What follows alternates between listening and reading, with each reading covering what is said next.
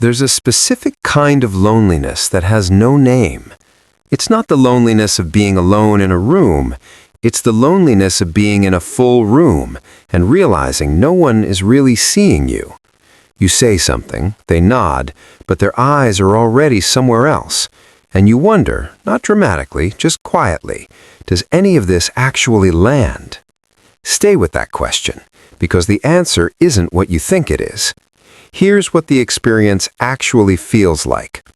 You share something that mattered to you, a worry, a win, a moment that shifted something inside you, and the response is thin, a short reply, a quick smile, a change of subject, and somewhere in your nervous system, not just your mind, your body, something registers that as a small rejection. Psychologists call this social pain, and it's not a metaphor. Brain imaging studies, including research by Naomi Eisenberger at UCLA, have shown that social exclusion activates the same neural regions as physical pain, the dorsal anterior cingulate cortex. The same part of the brain that fires when you stub your toe also fires when you feel overlooked. So when it hurts to be forgotten, that pain is real. It is neurologically real. But here's the deeper psychological pattern underneath all of this.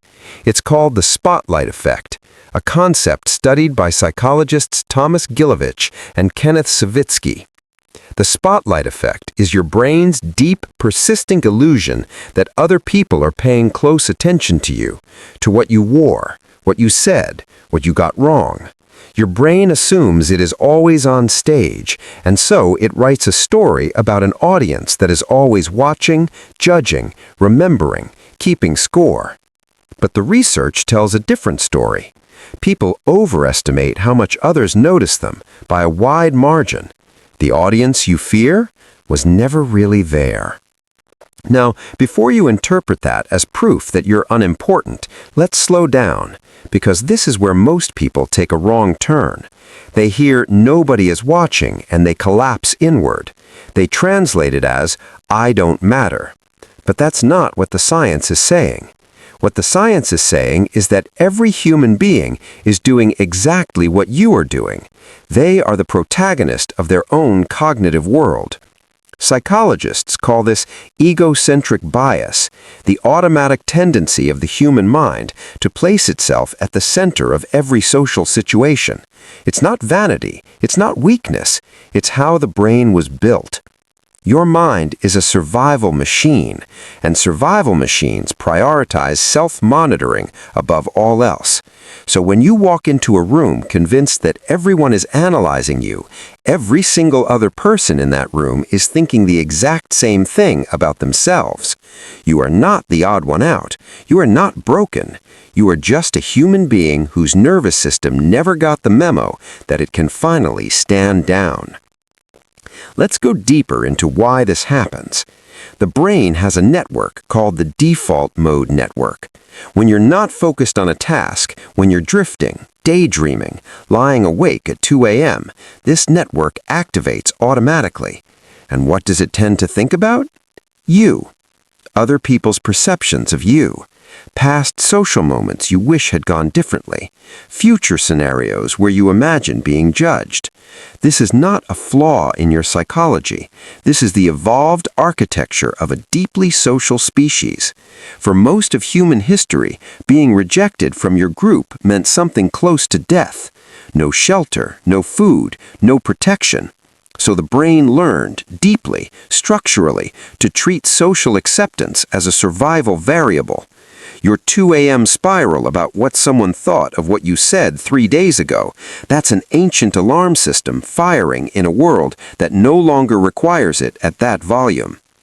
The threat detection system built for the savannah is now analyzing your text message response times. Understanding that reframes everything. It's not a personality flaw. It's hardware running on an outdated threat model. And you can, slowly, with practice, update the model. So what does a person actually do with this? Here are 5 principles, each one grounded in psychology, each one a quiet act of self-reclamation. Principle 1. Name the spotlight. When you catch yourself spiraling, when you're rehearsing what someone might think of you, say it out loud or write it down. My spotlight effect is activating. This simple act of labeling is called affect labeling. Research by Matthew Lieberman at UCLA shows that naming an emotional state decreases its intensity by decreasing activation in the amygdala, the brain's threat center. You don't argue with the thought. You don't try to reason your way out. You just name it, and naming it loosens its grip. Principle 2. Redirect the egocentric default. The default mode network will always pull your attention toward what others might be thinking, so give it a different question to answer. Not what do they think of me, but what do I actually want to build today? This draws on research in acceptance and commitment therapy, what psychologists call value-based attention redirection. You cannot silence the default mode network, but you can redirect it toward your own intentions instead of someone else's imagined opinion. Principle 3. Let the discomfort finish its sentence. When the feeling of invisibility rises, when you feel the sting of being overlooked, don't immediately suppress it or explain it away. Psychologist Susan David calls this emotional agility, the willingness to let a difficult emotion exist long enough for it to give you information. The feeling of not being seen is telling you something. You care deeply. You want connection. You want to matter. That's not pathology. That is evidence of depth. Principle 4. Build your internal locus of control. Psychologist Julian Rotter introduced this concept in the 1950s. People with an external locus of control believe their outcomes are shaped primarily by others, their approval, their reactions, their permission. People with an internal locus believe their choices are the primary variable shaping their own life. Research consistently shows that internal locus of control correlates with higher well-being, lower anxiety, and greater long-term resilience. Every time you make a decision without waiting for someone's validation, even a small one, you are building that internal locus. It is a muscle, and it grows every time you use it. Principle 5. Invest in the real audience. Here is perhaps the most counterintuitive finding in all of social psychology. The antidote to feeling unseen is not broadcasting yourself more widely. It's connecting more deeply with fewer people. Research by anthropologist Robin Dunbar suggests the human brain is structurally built to sustain roughly 5 genuinely close relationships. Not 500, 5. Stop performing for a crowd that isn't watching. Start being radically present with the 2 or 3 who actually are. Here is the simple mental model to hold everything together.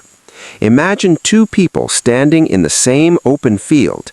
The first is scanning every direction, wondering who can see them, who is judging them, whether they appear lost or purposeful.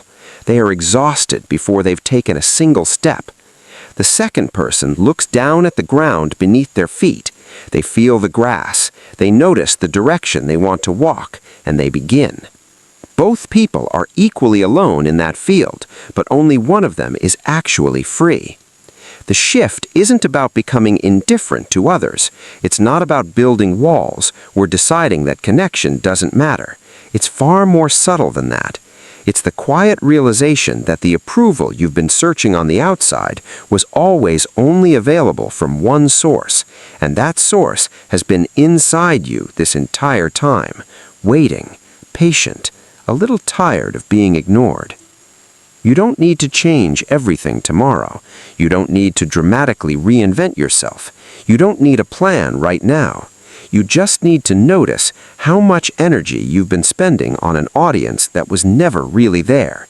And then, slowly, begin spending that energy somewhere else, on the project you keep postponing, on the conversation you keep rehearsing but never having, on the version of yourself that has been waiting quietly beneath all the performing.